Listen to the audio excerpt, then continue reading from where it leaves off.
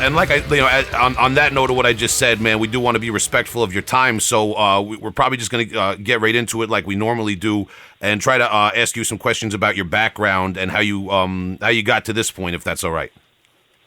Yeah, sure. Do you mean just the bands I was in before, or just no? Well, yeah, we go all the way back, like the FBI, man. We just wanted to ask you like where you're originally from and growing up and like what effect that might have played on the man you've become, the musician you've become.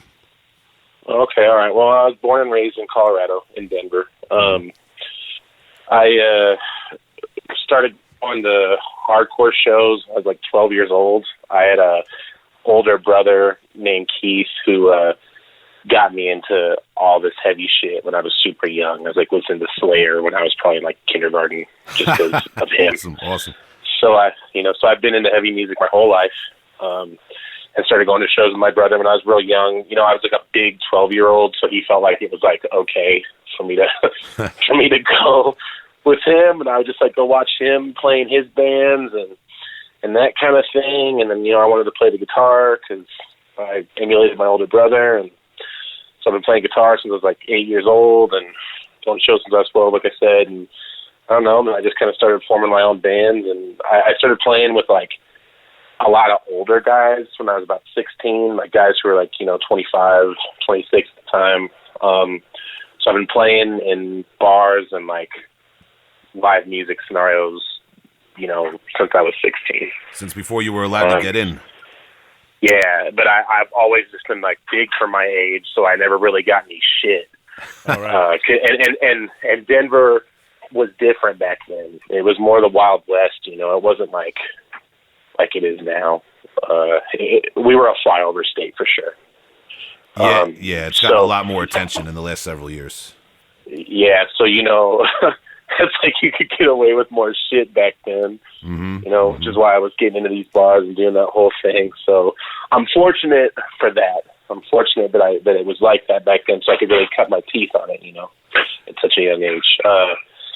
And I don't know, man. So just been touring since I was, in my early 20s, and like 21 is when I went on my first like actual big boy long 6-week tour, and that's it. That's where I come from. Oh yeah, man. And I mean, before we get too far ahead, you talked about your older brother and jamming with some guys that were a little bit older than you when you were a teenager. Was there any musicians that we might be familiar, any bands we might be familiar with that came out of that scene, or any of those guys were involved in?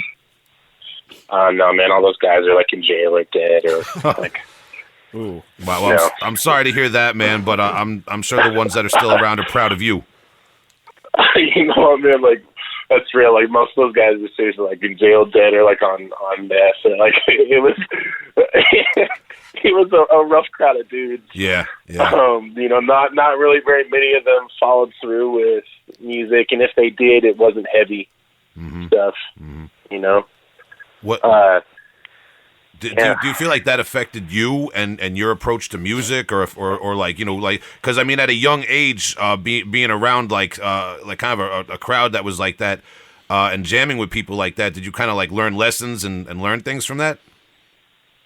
Oh yeah, absolutely. I mean, I learned a lot of things, but I think that I really started to learn how it goes when I started going on tour and doing it that way. Because a lot of these guys have just done the like playing in a bar, the same bars like every week, and just fucking making all sorts of bad mistakes. But I was young and wanted to party and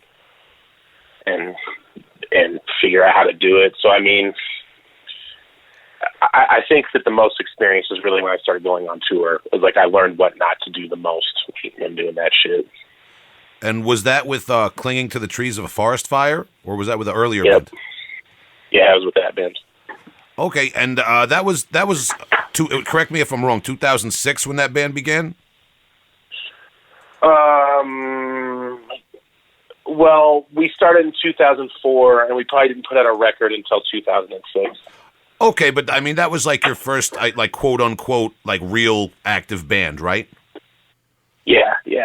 What were some of those early tour experiences like? Because you guys did gain quite a following. You signed to Prosthetic Records for the second full length, but before that, you guys were slugging it out on the road and just trying to get heard like anybody else. I'm sure, right? Yeah, I mean they're fucking terrible tours. Shit sucked. And like the whole time. I mean, even up until we called it quits, that band never really had an easy time. Yeah. On the road. Did you do all the bookings for those tours yourself? Yeah, I did. The MySpace era of getting around? So the first tour that we did was actually booked through emails and phone calls and all this kind of shit.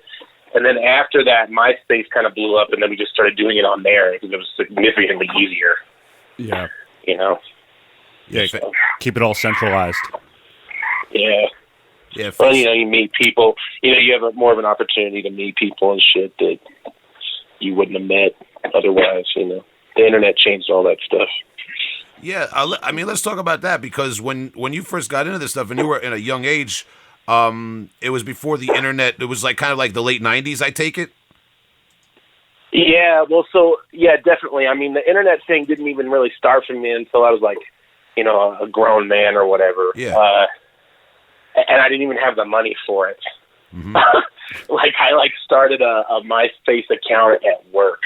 Yeah. And then because I worked at like a record store. So actually those first tours were all booked from the work computer because I didn't have internet access at my house. Mm-hmm.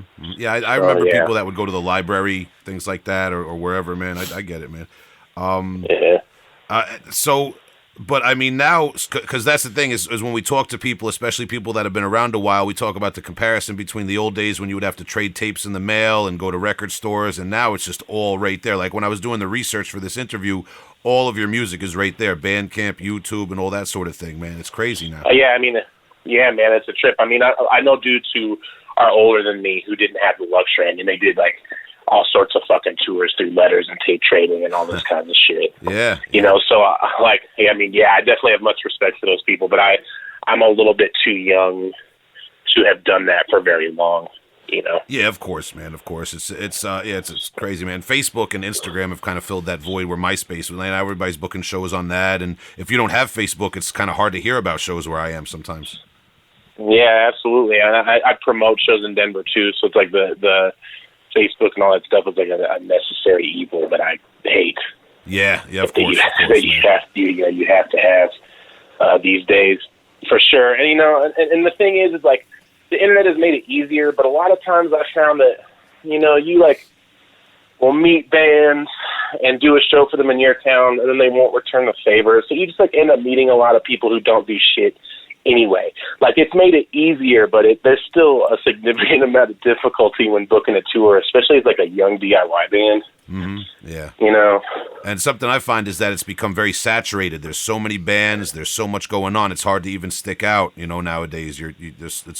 I hate to use the word competition, but there is a lot of competition as a band just to get support and get heard, you know?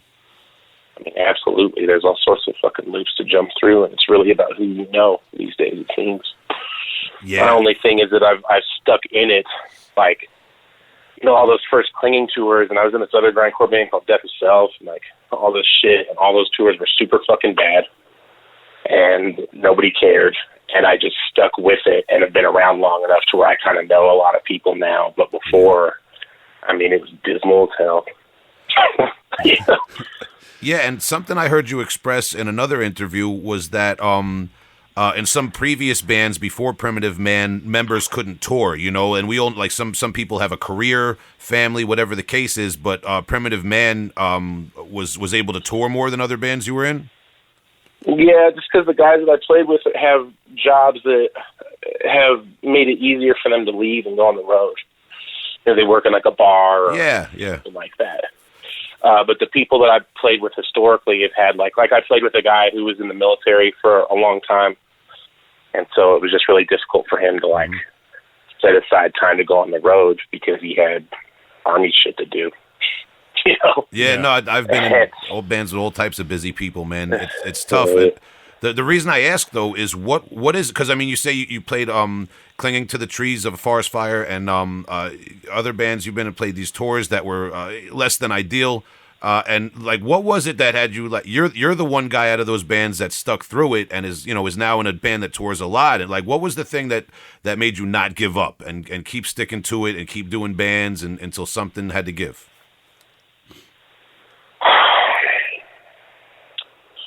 I don't know, man. I guess I'm just a stubborn asshole. Like, I just won't stop. It's like what I like to do the most, even though it comes with a significant amount of heartbreak sometimes. Yeah. I think it's like the one activity in life that I prefer to do over anything else. Mm-hmm. So I just can't give that up. I've seen friends give it up, get disillusioned by this shit and hang it up, and then like a year or two goes by and they're like ready to do it right over again. So I just have never felt like I should quit. Like after Clinging broke up, I took a year off, sort of. I was like doing noise stuff and other things by myself, and then Primitive Man started as like a fun project, so I was still not really like leaning into it as hard, and then I just realized that I have to because it's all I like. Yeah, no, I feel you, man. I definitely I can relate to some of the things you've said, man. It's just I think it's a combination of being stubborn. It's the only thing I like to do. I got all sorts of fucking problems I want to scream about, and there's just like no better way to channel that shit. Yeah. It's like I would just implode if I didn't have that. I think that's a large part of it too. I'm sure, man. I can, like I said, I can relate to some of the things you're talking about, man. It's that real to you, man, and you can't give something up that's part of you like that. Well, I've just been doing it since I was a kid. It's like, what else would I do? Like this is all I know. like I've had jobs and shit or whatever, but I didn't graduate college. Like, this is what I got. Damn, it's like, dude, we're on similar life plans. This is crazy. I'm also a pretty big guy, and I used to be in bands with grown dudes when I was like 15 too, and getting to venues, man. That's why I had to say that's crazy, man. And I can relate to a lot of things you're talking about, man. Speaking about screaming about your feelings and shit like that, can I just talk about your vocal style for a moment? I can't really compare your vocals to anyone else. They're like the most angry, insane kind of vocal I've heard in a long time. Is there something I don't know, is there like an advice you would give to someone who is trying to do this? Like, you seem so well grounded in screaming. So my path to becoming a singer is weird. I didn't want to do it. I started doing it because no one else in the bands I was in would. And when I started singing, I was trying to sound like Jeff Walker from Carcass. Mm-hmm. And then I realized that that's fucking hard and was ruining my voice, and I just need to yell how I sound. And for a long time, I was like really hung up on not sounding like other people or like as good as other singers that I liked. And then I just one day I was just like, fuck it. This is just how I sound. This is just how the shit is going to be. No one else is going to do it. This is just how it is. And then I've just like kind of grown into my own style. I mean, that's not to say that there aren't vocalists that I love and have taken influence from, but it really was just a thing of like, well, I mean, I'm not going to sound like anyone, so I'm just going to try to make how I sound as heavy as possible. Yeah, it works, man. It really works very well. Very, very rabid, feral kind of sound, man. Yeah. I appreciate it. Yeah. And something you mentioned before was booking shows. And before we get too far ahead in your kind of like timeline, man, didn't you book in 2006 at a place called Kingdom of Doom?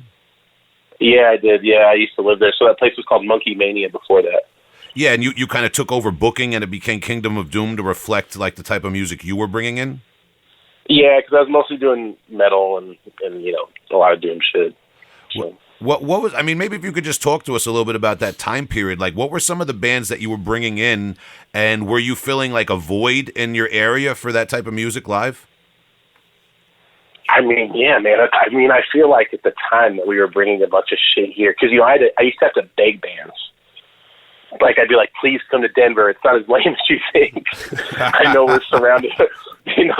I'd be like, I know we're surrounded by fucking terrible places, but just come here. It's like a oasis of a good time. And so we got bands like Indian. That's where I met those dudes. They came through. We were touring on that record. Came in on Seventh Rule. It has the monkey on it on the cover. I can't think of what it's called, but they were touring on that record. This is like before Will Lindsay was in the band and shit. We had Zoroaster came through there. So many good bands. Nunslaughter is what got that place shut down. Wow. How did Nunslaughter result in that place getting shut down somehow? Oh, dude. Well, obviously, like the cops had been casing us for probably well over a year with all the shows we had there, and there was like 300 people just packed into this fucking warehouse, man. And it was like about to start, and then they just sent in probably like 40 or 50 riot cops. Oh boy! And just broke up the show and put me in handcuffs and all this shit. A bunch of us went to jail. Reed from Speedwolf was through like put together the event at the warehouse, so Reed got hemmed up with the law too and shit. It was crazy, man. Wow. It was crazy. Damn. Yeah, so we were really taking risks doing this shit, but again, this is also during the era when in Denver you could get away with more. Yeah, It was a crazier place. Wow, I'm surprised because when you mentioned Nunslaughter in that show, I had read some of our research online that it had something to do with the Democratic National Convention. Oh yeah, you know what? I forgot about that. So the DNC was coming in the next week. Okay. And so they were cleaning up the city. They were like giving homeless people one-way bus tickets out of town and shit. Oh wow. Just really trying to make Denver like really nice. I mean, and this is before legalized weed and everything, so this was not normal. Yeah, so I forgot about that part. You reminded me, yeah. Mm-hmm. Oh, yeah, no, it was just in the notes here. Wow, man, crazy. And so with Nunslaughter too, was that while Jim Kanye was still alive and playing in the band? Yeah, this was a pretty long time ago, man. This is like, I want to say like 2007 or 8. Yeah, like around 10 or more years ago, right? Yeah. Did you? I mean, I don't know if you were in touch with that guy or knew him at all, man. He very like eclectic personality, a lot of projects, and very revered in his home state of Ohio in the scene. Man, I didn't know him very well at all. The only time I ever met him was during that show, and he was understandably distraught because their show that they flew out with is getting fucking busted up by a bunch of cops. Yeah, of course, not ideal circumstances. I mean, no, I just had to shout him out. Rest in peace to him, and of course, Yeah, no, I mean, I know he touched a lot of people's lives. Like, I didn't know him, but when he did die, I felt a lot of sympathy for that shit. Just because I know so many people that have good stories about him. So that is definitely a loss for the musical community, Yeah, absolutely, man. And we're maybe at the podcast we'll reach out to some people from Nunslaughter and get a proper discussion on that one day, man. But I'd be curious to see what those guys have to say about that weekend, because they ended up moving the show to this place called the Junkyard. That doesn't do shows anymore, but it's actually a junkyard. It was cool. That's awesome, dude. Yeah, at least now I know something to ask them, man. If we ever get them on the show, that's great. But moving forward, man. Looking into your career a little bit in music. It seems like, would I be wrong to assume that Primitive Man and also you joined Withered in 2013, right? Yeah. Does that kind of coincide with Clinging to the Trees of a Forest Fire disbanding? Yeah, Clinging broke up. So Primitive Man started kind of right before Clinging broke up, but we weren't doing shit. Yeah.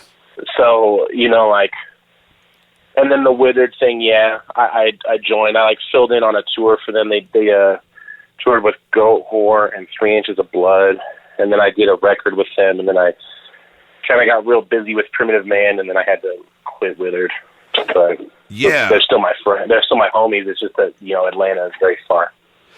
Yeah, obviously very far, man. And there's always those decisions you have to make sometimes when the road forks in life, so to speak.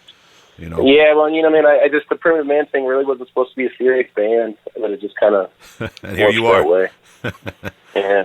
So that one record that you did record with them, the Grief Relic record, Withered's Grief Relic album, which came out on Season of Mist Records. Colin Marston played bass on that record. Was that just like a session thing, or was he playing in the band at that time? Did you jam with him? No. So, I actually didn't even meet Colin until Primitive Man did some shows with Krallice. Wow. I think 2 years ago. Okay. So we're all on that record, but that's awesome. So yeah, I mean, it's cool to be on a record. That guy's a fantastic musician, be on a record with him, but yeah. All right, that's kind of funny, man. Scenario. Yeah. I suspected it might be that way though, because Colin does a lot of session work, and he's that type of guy where he could just do it on his own time, so to speak. Yeah, I mean, I don't know what he had worked out with Mike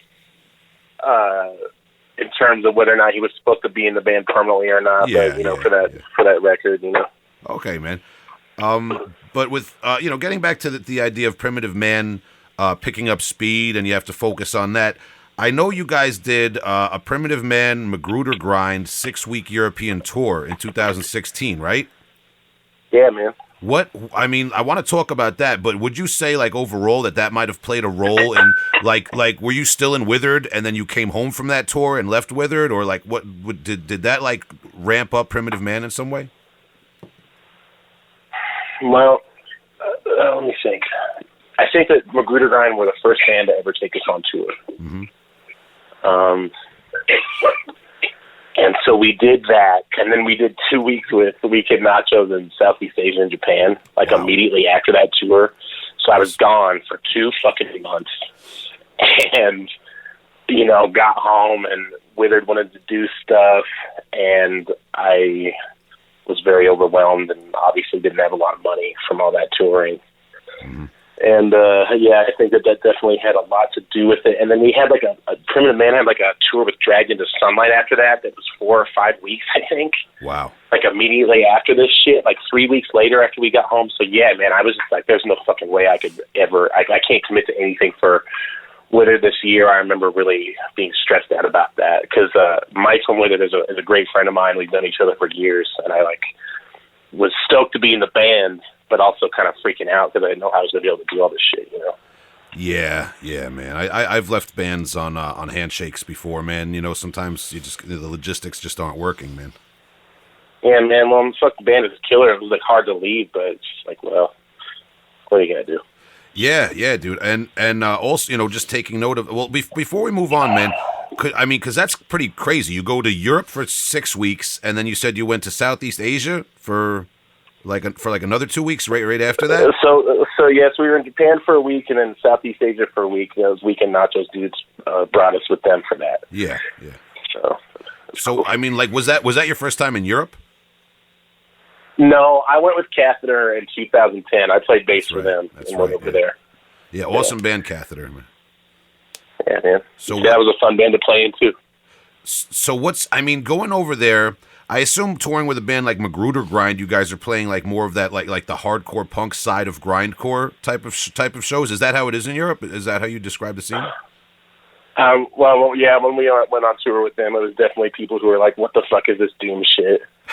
when we would open up the tour, it was not always the best reception, but it was still cool. There were people that come to see us now who learned about us on that tour. So. Were you ever in Southeast Asia or Japan before that? No, that was the first time. That must have been a trip.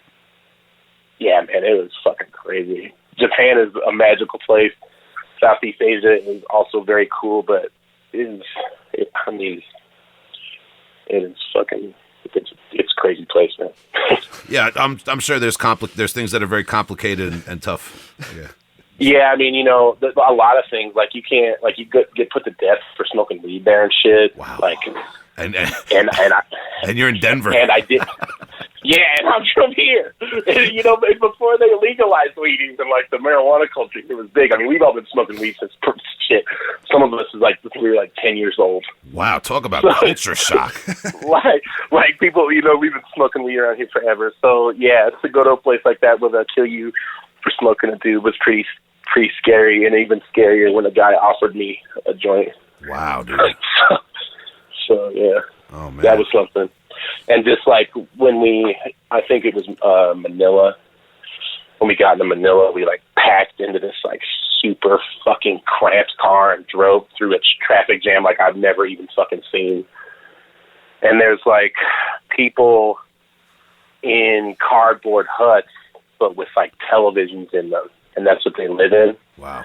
You know, I'd never seen that. Like, I mean, there's like poverty here in Denver, but I just had never seen some shit like this. I don't know, man. It really like put a lot into perspective for us. It was a really interesting experience. Yeah, I'm sure. Sure. Wow. Like I want to go. I want to go back there and play. Like for sure. It's just, you know, it's expensive. Yeah. What's it like to play shows over there? What is the scene like over there? You know, in a country like that. Well, so there's not a lot of doom. When we were over there, everyone that cared about us and came to see us was like, there's no doom here, like no doom scene at all. There's a lot of punk and a lot of hardcore and grindcore, you know. So the shows were with Wormrot, Weekend Nachos, and this band called Tools of Trade. And so yeah, all grindcore, all fucking blast beat freaks, like every show. with like the like 5 or 6 people who are like sympathetically coming up to us like, sorry, there's no doom here, but we like you. So it was, you know, it was cool. It's like I want to go back there and make doom happen or something. Yeah, like you never more know. bands need to go there, you know, and like expose people to this shit. Yeah, wow, that's awesome, man. It sounds really like a life-changing kind of experience, man. Eye-opening experience. Oh yeah, definitely. And I also scored 3 Corrupted records there, so that was also very sick. Excellent, man. So the next year in 2017, you guys, Primitive Man, toured with Bell Witch across the U.S., right? Yeah. Yeah, actually, I was in. I'm in Artificial Brain, and we were on a tour with Cattle Decapitation, Full of Hell, and Revocation. I believe that year, and there would be like you guys were there the day before, or the day after us at certain venues, and I believe it was Club Red in Arizona. We were playing the same night in different rooms. Oh, God, that's fucked up. Well, I think Artificial Brain is sick. I didn't know you were in that band, so that's awesome. Oh. Yeah, I sound different on the record. Nah, dude, that's cool. I had no idea your band is super cool, but I remember that happening, and I remember being like, oh man, Artificial Brain, word. Yeah, and it was great because we could kind of like creep back and forth and sneak a peek at you guys and Bell Witch, you know, from it was cool. It was a great night, man. Yeah, man, that's cool. Yeah, yes. Yeah, Bell Witch are great dudes to tour with. We toured Japan with them this year, actually. Okay, so you just went back to Japan? Yeah. This year, 2019, we went over there and did a tour with Bell Witch, and we hit Australia and New Zealand at the same time. Wow, man. So, I mean, there's a lot right there. Going back to Japan, did you find that you guys had like built a following from the first time? Did you get that sense? Yeah, absolutely. Because the first time we went there was with Weekend Nachos, and people were fucking bummed, and we were playing with like mostly hardcore bands too, like beat down, tough guy ass shit. Yeah. And so, you know, we would get up there and people were super fucking depressed. But when we went back on our own, it was cool because the shows were catered to us. There were noise bands, people were there. I mean, almost all of them were packed. It was fucking awesome. And this is after Caustic came out, right? Yeah. I mean, Right. Caustic has been out for 2 years now or something. So, you know, we hadn't been there since that was put out. Right, like, exactly. When we went over there the first time, I think Home is Where the Hatred Is had been out for like a year. Mm-hmm. You know, so yeah, it's been some time. Yeah. I mean, the Caustic album, I'm sure, did really well for the touring thing, you know, because that album went over really well. It's a great album, and I'm sure that got a lot of people to come check you guys out live, you know? Yeah, I mean, I think more people cared after we put that record out than any other record we've put out, you know?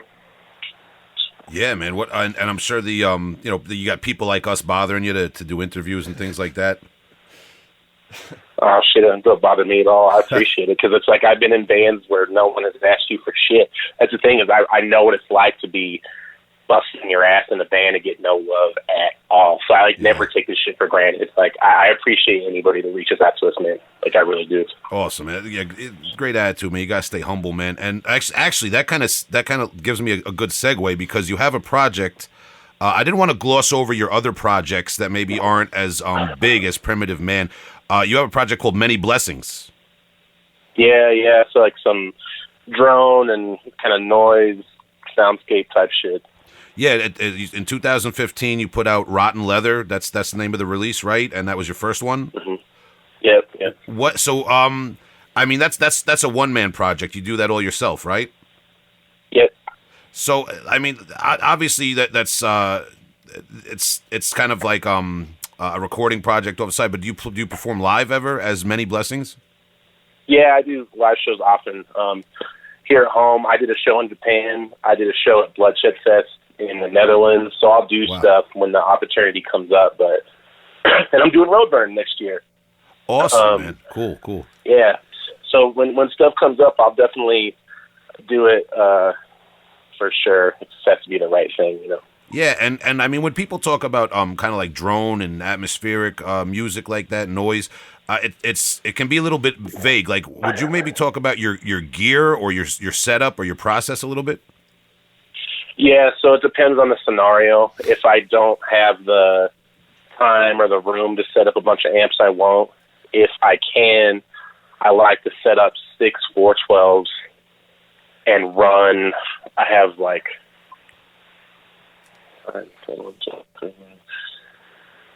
23 pedals set up, and then I'll run various instruments through the pedals, through the stacks. But if I can't do the shit with the amps, I'll just run into like a loud PA, you know? Yeah, wow.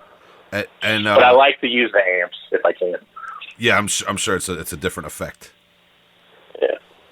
And while we're talking gear, you're in a lot of different projects. I mean, could you just maybe give us like a little bit of a gear breakdown for Primitive Man, like what you're working with lately? Yeah. So for Primitive Man, I have 2 Worshipper 412s. I have 2 Orange 412s, a Dean Costello 200-watt heavy metal warfare amp, an Orange Thunderverb 200, and then, mostly Earthquaker devices for pedals. I have mostly them. It's a lot of sound. Yeah. That's and awesome. then, and I use amp distortion. I don't have like a fucking distortion pedal or a fuzz or anything. Okay. And then I play in a grindcore band called Vermin Womb. I'm really glad you brought that up because I didn't get to bring it up. I'm a big fan of Vermin Womb. Right on, man. So with that, it's just 2 Worshipper 412s, a Dean Costello 100-watt amp, and a Mesa dual rectifier Roadster for the other head. And then for Many Blessings, it is like a ton of shit. Like Ormus Electronics made me like I don't even know what you would call it. It's just like a noisemaker that looks like the Hellraiser puzzle box. That's great. And I use like a rotary telephone, contact mics, my guitar, and then like I said, like 20 some odd different effects. I have like a Rolly synth pad that I'll use for that. And I think that's everything. Wow, man, big lab, experimental with a lot of stuff. Yeah, it's because I don't throw anything away. I just keep all the shit that I acquired throughout the years. Yeah. And just fucking hold on to it. Mostly with pedals. Amps and shit I sell and try to trade up because it would be impossible otherwise. But pedals and shit is, the way I've gotten away with it is kind of fucking hoarding everything. Never know when you're going to need something. I mean, absolutely, man. I busted some shit out the other day that I was like, I never thought I'd need this again. Yeah, what was it? I have this, it's a grease tone delay pedal and it's not great if you're just trying to play guitar through it, but it's really good for noise. Awesome, man. Yeah. Kind of repurposing stuff, from music to noise. Yeah, pretty much anything that hasn't worked for Primitive Man, I've just put on the noise board. That's awesome, man. And real quick, I know this is going back a little bit, but if just in case anyone's interested, there are a lot of people who were big fans of that Withered record, Grief Relic. Is there any special gear setup that you had for that album? I used the Mesa Roadster and two Marshall 1960, A and a B CAD for that recording. Okay, man. Yeah, because I'm a vocalist here. I don't play an instrument, but I'm in a room with two guitarists, and I know that there's people that want to know about that stuff, man, and know a lot more specifics about that than I do, man. So we appreciate you talking about that. Yeah, and to clarify, I only did like some leads and some noise shit on that. Mike played all the fucking guitar on that, and then I didn't vocal. Oh, okay. All right, man. So that's the other thing, yeah. So, and for just in case anyone cares, Mike uses 5150s, and I'm pretty sure Marshall cabs. Solid choice. I just feel like, as a simple man with a 212, and like with Ampeg head, that I'm fucking up. Kind of just need more watts, more speakers. Well, yeah, man, I don't know. It depends on what you're trying to do. So I have this Mesa 212 that has the fucking sickest sound in the world, but I just have no place to really use it. So I've used it for many blessings before or whatever, but I'm afraid of fucking it up. So I just kind of have it to the side. But man, like a 212 has a punch that you just can't get out of a 412. Yeah. So I don't know. It depends on what you're doing. Yeah, I just feel like you're just looking at somebody with like a brand new car. You just you got your beater. You just flexed on Justin a lot. He's trying to deal with that. It's like, oh shit, man, no. Split up that tone over 7. Split up that tone over like 10 412s. That's a fucking good idea. I mean, what Ampeg head do you have? I'm just curious. Tom was there because I bought it often. It's the old it's like a 92 VL 1002. I don't know shit about that. Yeah, it was before Mackie bought them and made them only make bass products. So like this was used. I bought it because Gallagher from Dying Fetus, he had the solid state version of this for Destroy the Opposition, and I found the tube version. Right. Yeah, in a guitar shop near me, and I was like, well, it is Christmas time. It's just fun. It's just fun. Yeah, it's a great amp. Yeah. It's it was designed by Lee Jackson, the guy who made the JCM 800. So it's like it's like that on crack. Mm-hmm. Oh man, that sounds heavy. Yeah, it's cool. You just can't make them anymore. They don't make parts anymore, and so you gotta be careful. Yeah, hopefully it doesn't break. Oh man, that's a fucking nightmare. I had like a Sound City amp that I like, just super fucking old that I could never find parts for and shit. I know what you're talking about. Yeah, it's just one of those things. You're living on the edge all the time using analog gear. You know what?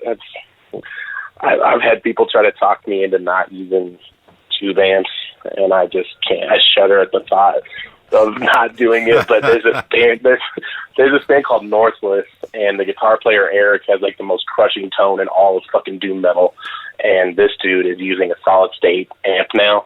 Ooh. So it's made me consider, but. I probably won't. I'll probably keep fucking with this tube shit. Keep it real, man. Yeah, that's awesome, man. Again, I'm not a guitarist, but I know the guys in Artificial Brain are big tube guys too, man. So I stick with my pack, man. I stick with my crew. So I don't bring up gear. I'll just ramble on for fucking hours about. No, dude,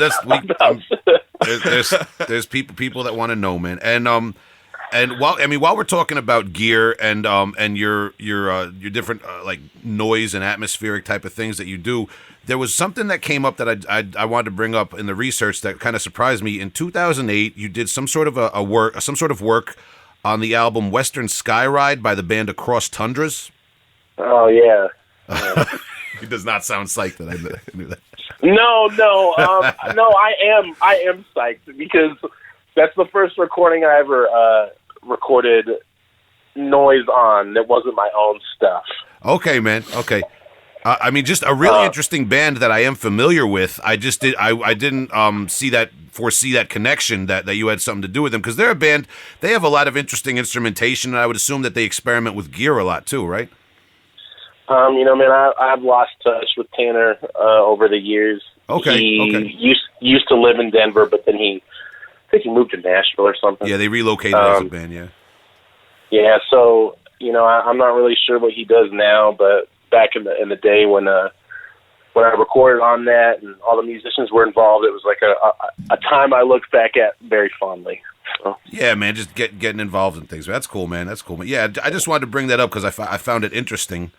But also something around that time period that maybe you have a little bit more to talk about is your band Death of Self released in 2008 the No Relief EP and in 2009 the Time and Money EP, right? Mm-hmm. Yeah, really good band, man. I really enjoyed that stuff. It's kind of just like very, very straightforward grindcore with kind of a death metal influence, in my opinion, my perception of it. But really not to be overlooked by our listeners. If you want to go back and check some stuff out, maybe if you're more into the fast-tempoed grindcore type of stuff, man. What was that band like, man? Do you want to talk about that experience a little bit? Yeah, man. I don't know. It's just like two dudes I was good friends with, and just doing it for fun at first. Did a couple of tours, self-released everything. No label ever was interested. I mean, it was DIY as it gets. Playing only houses, basements, shit. And it's on Bandcamp now for people who want to check it out. Yeah. I don't know, man. That was also a good time. The bass player had a couple of kids. He had to step down to the family, and I don't really want to do the band without him. And the drummer plays in a band called Weaponizer, and he also plays in Necrofilth. Okay, wow. Now. All right. Yeah, I mean... Yeah, so, yeah. No, again, speaking to that point of, you having been in bands in the past that couldn't do all the stuff you wanted to do, and, you stuck through it until you found a crew that was ready to ride the way you wanted to, man. That's awesome, man. Yeah, man, I'm really fortunate to have these dudes doing this shit with me. They're great band members and fun to write music with, and it's cool, man. We have made it happen together, and I am surprised sometimes when I think about it. That's awesome. I mean, and you guys, you got something cool coming up. You're about to embark on a tour. You're supporting part of this tour, alternating with Full of Hell, who's supporting the other part of it, right? With Cattle Decapitation, Atheist, and Author Punisher. Yeah, man, I'm excited about that. When I was in Clinging, Cattle Decapitation was our fucking #1 band. We wanted to tour with so fucking bad. So Awesome. It's funny to do it with my Doom band. So I'm stoked. I'm stoked to do that. It'll be cool. Yeah, man. What a billing. What a crazy, three bands that I wouldn't necessarily picture together, but what a great night. I can't wait to go see that, man. That's great. Yeah, I feel the same way. It's kind of a strange mixed bill, but I like everything that's playing. Yeah. I would go to that shit. Like the Full of Hell shows or whatever. I would go to that shit for sure. I love Author and Punisher. So. Yeah, really interesting project. Really interesting guy. Yeah. Dude is a fucking mechanic genius. Yeah, dude. We were watching a video of that a few days ago, man. It's really hard to comprehend. Yeah, holy shit. Whenever I do my solo stuff, I always think about him, and I'm like, what I'm doing is trash. That's the only way to do it. Yeah, you didn't patent a new machine to make a song. Shut up. So and I mean, speaking of Full of Hell, you guys aren't going to be on the same dates as them on this tour, but you recently did tour, if I'm not mistaken, the United Kingdom with them, right? So we did the U.S. with them back in May and June, and then we're going over and doing UK and mainland with them next March and April. Yeah, and they're a little bit, I guess maybe darker and maybe more Doom adjacent than Magruder Grind. I feel like they tap into that same power violence grindcore type of scene, but maybe with a little bit more lenience for death metal and Doom elements, right? Yeah, absolutely. Plus, they have the whole noise element too. Yeah, There's some crossover there. So, yeah, us touring together works really well. It's awesome. Yeah, nice guys, Full of Hell, man. I like all those guys, man. Shit, yeah, man. I met those. That's speaking of back in the day. So, Clinging was on a tour. I met those kids when they were 14 years old, some of them, and they were playing in the same basement as us in Cleveland, Ohio, and I remember being like, look at these little motherfuckers. And And they were super sick, and we like traded a 7-inch and all this shit. And then now, all these years later, you know, they're all fucking grown ass men. And we've done some tours together. It's amazing. Wow, they were. Like, I'll never forget meeting them. They were so young, dude. When we met them, they were so young. They were full of hell back then. Hell yeah. Okay, because a lot of other, I know they've been in other bands and stuff. Wow, man, that's awesome, dude. And now here you guys are doing big tours together. Yeah, I mean, fucking Dave Bland wasn't even 16 back then. I'm pretty sure Dylan was like shit. 2 of them were driving or something. Yeah, I mean, I met those guys 2 or 3 years ago, and I still think of them as kids because I'm old, you know, obviously. Yeah, man. Wow. Yeah. Well, that's great, man. Yeah, I mean, we wish you a lot of luck on that tour, man. Well deserved come up in the game, man. You've been working hard for several years now and all these different projects, man.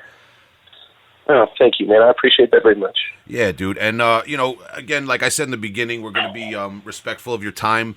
I don't know if Tom mentioned to you, we usually ask people to recommend one newer release and one older release by any artist that you just love, man, just for the listeners, because we do recommend a lot of music on the podcast, and we always want to ask the guests to recommend something. So just anything fairly new and anything fairly old by anybody. It doesn't even have to be extreme music. No, I mean, you know, my stock answer, like, if anyone was like, recommend me something, I'd be like, okay, check out El Mundo Frio from Corrupted. That's the record. You know what I mean? Could we? Well, I don't think we've ever talked about Corrupted on the podcast yet. Would you mind just talking about that record and that band for 1 minute?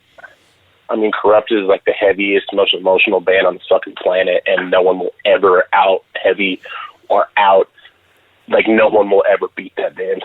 That is the fucking band. The last 4 things they put out make any doom band look stupid. And that's Corrupted. They're from Japan, right? Yeah. Yeah. El Mundo Frio is probably my favorite. It's like one song that's just an hour long.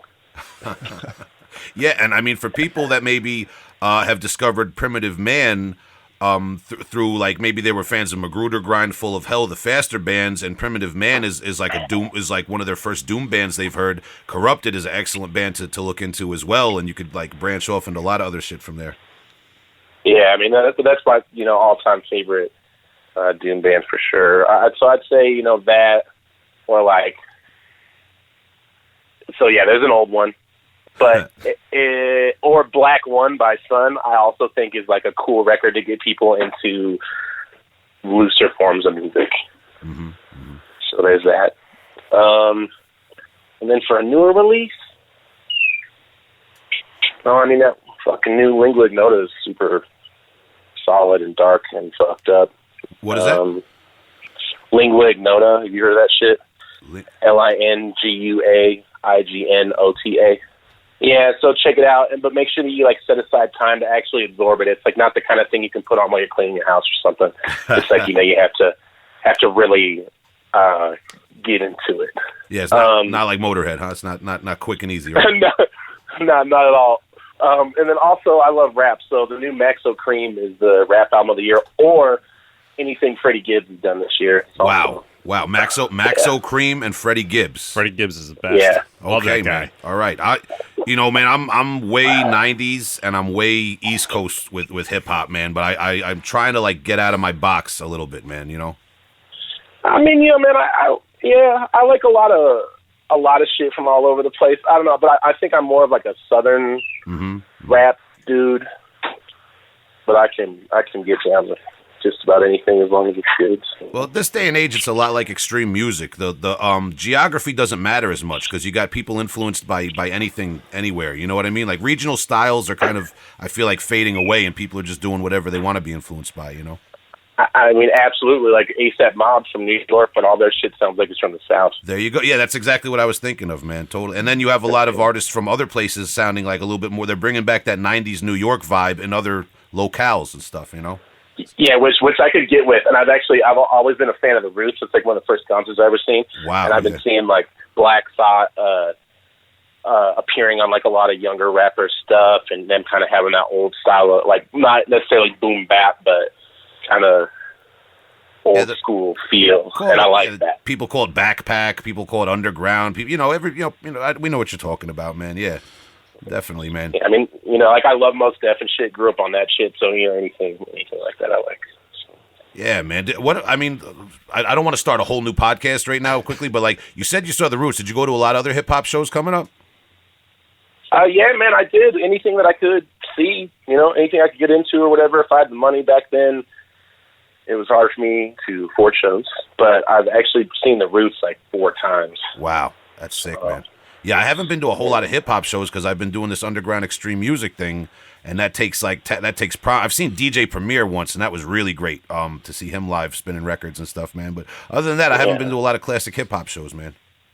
Yeah, man, I always miss stuff because I'm on the road or whatever. Freddie Gibbs is coming through when I'm gone. Currency always comes through when I'm gone. 3-6 Mafia, I will be here for, and I'm probably going to go to that. Wow, the band Revocation, actually, those guys, huge 3-6 Mafia fans. Yeah. Okay. Surprised there hasn't been a collaboration yet. Do you want to hear a real Oscar winner? Yeah. 3-6 Mafia. Oscar. Yeah, that's right. They got an Oscar, man. I forgot about that. I'm so happy for them. It is amazing. Yeah, you never know, man. Anybody could get an Oscar. You just got to be right place, right time, man. Who knows, man? And they did that sick Mark Henry track. Yeah, Mark Henry. Yeah. It's heavy. All right, man. All right, so I don't want to. Again, man, we could start. If we start talking hip hop, we could go on a whole tangent, man. But Ethan, we really appreciate your time. We appreciate you talking with us, and I'm sure the listeners do too, man. And we're going to take heed of your suggestions. And is there just anything else that you want to say to your fans and to our listeners before we wrap this up? Man, just thanks for caring. Thanks for taking the time. We appreciate it very much. Anything I do that anybody's interested in, I appreciate their interest. So thanks for calling and all that. Yeah, of course, man. And just for the listeners again, you can catch Primitive Man on select dates of this upcoming tour with Cattle Decapitation, Atheist, and Author Punisher.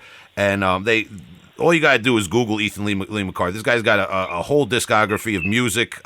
Primitive Man, Withered, Vermin Womb, Many Blessings, Death of Self, man. So people have a lot to get into there, man. Thank you, Ethan, and we wish you the best on the upcoming tour, brother. We'll talk to you in the future. Yeah, man, definitely. I hope I catch Artificial Brain here soon. Let me know if you hit up Denver, all right? Trust me, it's in our sights, all right? Allegedly. I'll leave it at that.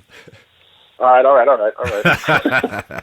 Yeah, man, we can't talk much, man. But yeah, any state where the laws lean a certain way are definitely on our definitely on our agenda, man. Especially Colorado, man. We love you guys out there, man.